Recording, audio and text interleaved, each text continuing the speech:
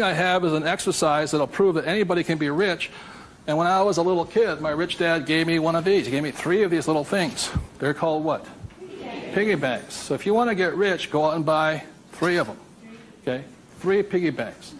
That's all it takes to train yourself to think to be rich. Now, for every piggy bank, so you have 1 piggy bank, 2 piggy banks, 3 piggy banks.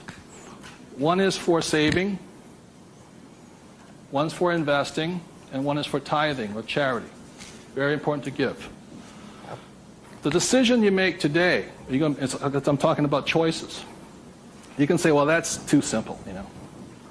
But the choice you make is for the rest of my life, or for the next 90 days, whatever you can handle, how much am I going to put in each bank every day? Not once a week, every single day. Because what you're training is your brain to think like and act like and be like a rich person. You're dropping it to the bottom line. So, let's say the most you can handle today, given your horrific financial brilliance, is $1. Good. Now, I don't care the dollar amount, but I do care that you do it. It's just like going to the gym and saying, you know, today I look like a sumo wrestler, but tonight I'll look like Arnold Schwarzenegger. It's not possible, you know what I mean? It's not going to happen. So how many people right now could say for the rest of your life, with 3 piggy banks, you'll put $1 a day away per bank? Good, right? And it's not, and everybody can do it. But the problem is, most people won't. And that's the difference. But once it hits your piggy bank, it's yours for the rest of your life. You pass it on for generations. That's what the rich do. The middle class finds some cheap and tacky excuse to break the bank. Am I correct? You know, I got to spend this money. That was my poor dad. Well, if I make more money, I'll get a pay raise next year. The government, you know, be the GS 19.5. But they kept breaking the bank. Now, it has nothing to do with the dollar amount. It has to do with the habit, the way of thinking, that this is more important to me than eating. It's more important than my kids' clothes. More important than everything else is this. This is first. So start with $1. Everybody can do that. All it is 0 to go to 10. Now, at this point, people say, well, that's not that tough. Try $10 a day. Then you see some heartbeats. At that point, you're now at the boundary of what's possible for you. It's only a 0 added on to it. And you want to spend it. Now, if this becomes easy at $10, then just up it to, and you'll find your heart rate going up.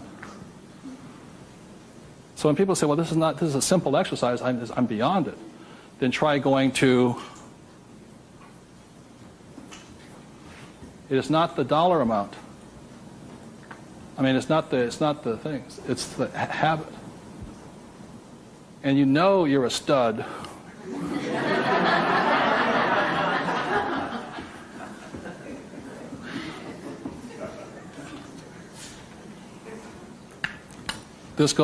This never spent. This is what your mad money is. You buy your properties and stocks and bonds, mutual funds with. You can afford to lose this if necessary, but you never lose this one. And you tithe your church or charity of your choice. Now, I give to the charity that I would like to support, but I don't have the time to support.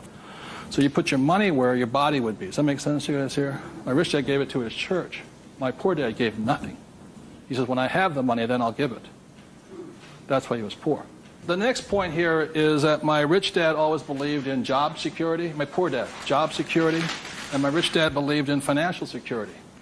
So the way you get financial security is, again, via these 3 things. This is the basis of it. Savings, investing, tithing. So the way you get financial security is start with this, and then I start investing with this. Does that make sense? My investing account, this is when I have my fun. I play with that money.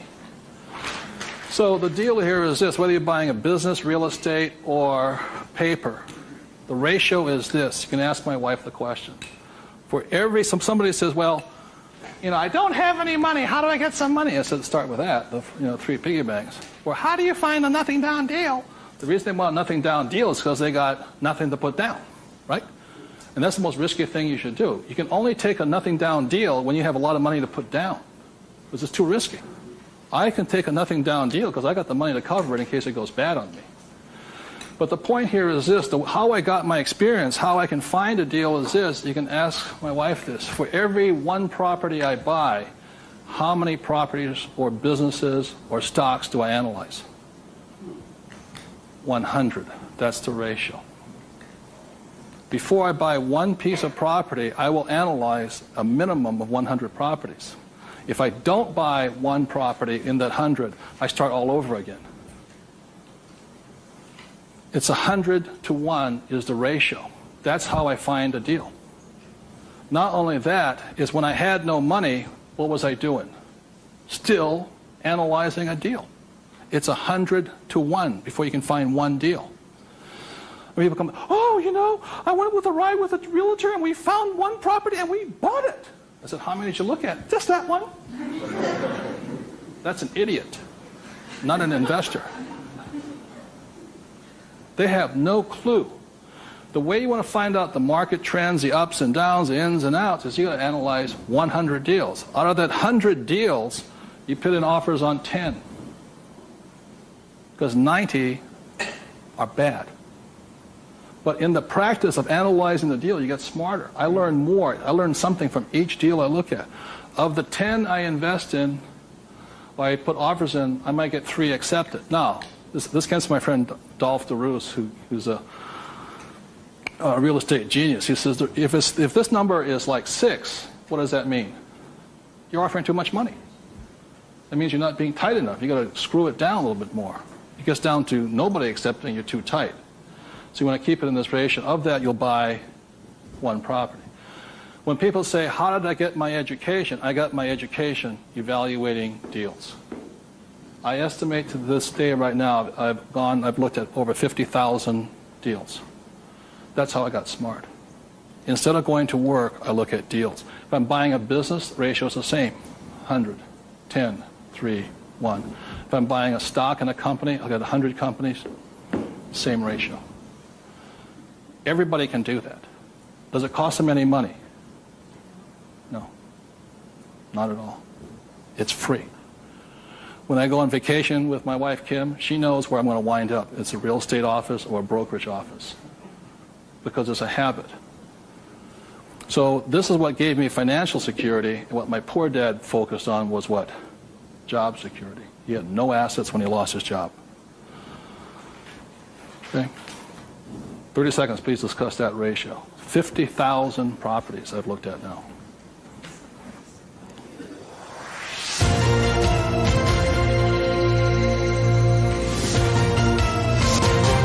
I'll do one last thing that, in my experience, keeps most people poor or struggling financially. So you remember the 3 piggy banks? That gives you the money. Doing this, 100 deals. The reason I don't have a job is because it would interfere with looking at deals. I don't want to do that. I'm looking at a deal constantly. That's the people that work with me constantly. That's all I'm doing is tracking down deals. It's a waste of time to work. I don't get rich.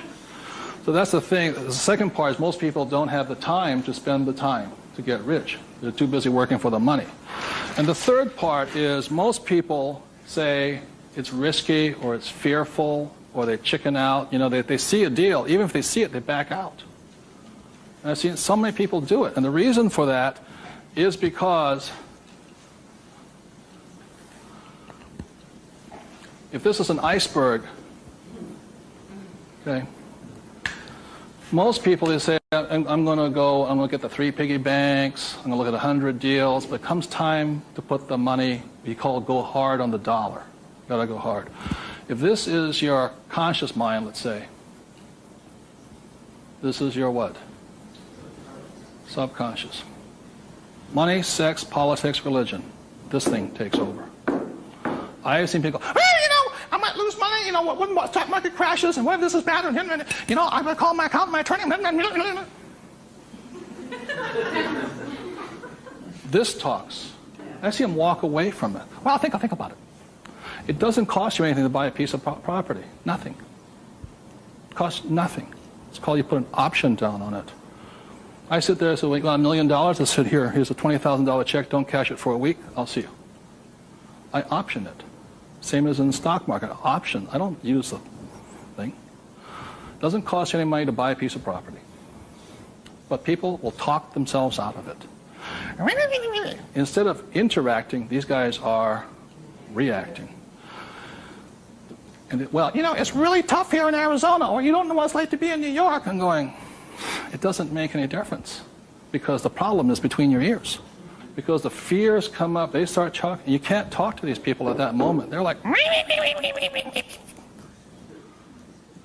and the reason is because of the magic word. What is it? Fear. And what happens to the average person, fear stands for false evidence appearing real. And what I mean by false evidence is that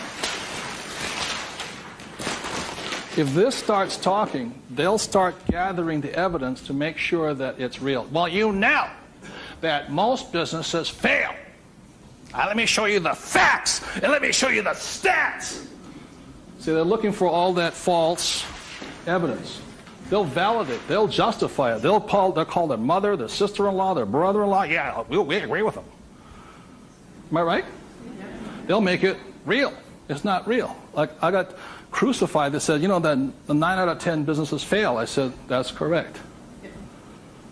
Most of them fail, but one makes it. I said, look, I failed twice. Twice I was part of the 9, but once I made it to the 10. The difference between you and me is you haven't failed at all yet.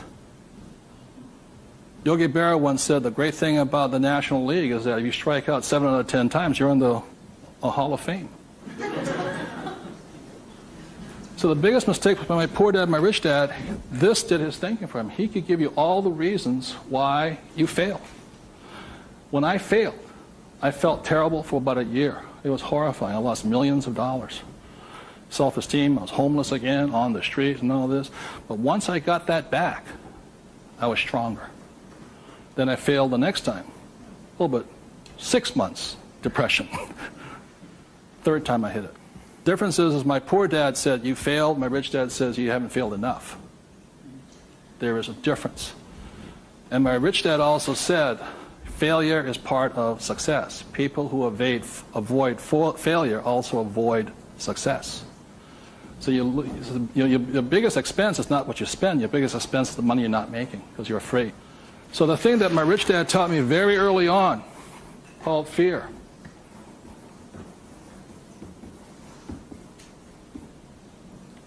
Fail early and fail responsibly.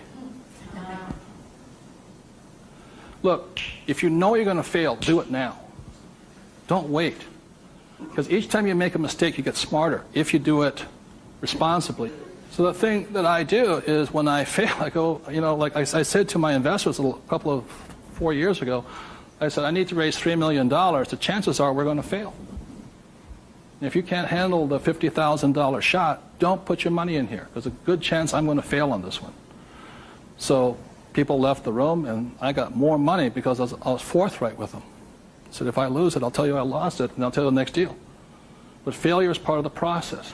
So the thing that I say to people is fail early, correct, but fail small. The first deal my wife and I did when we got back into real estate was a $45,000 deal, $6,000 down.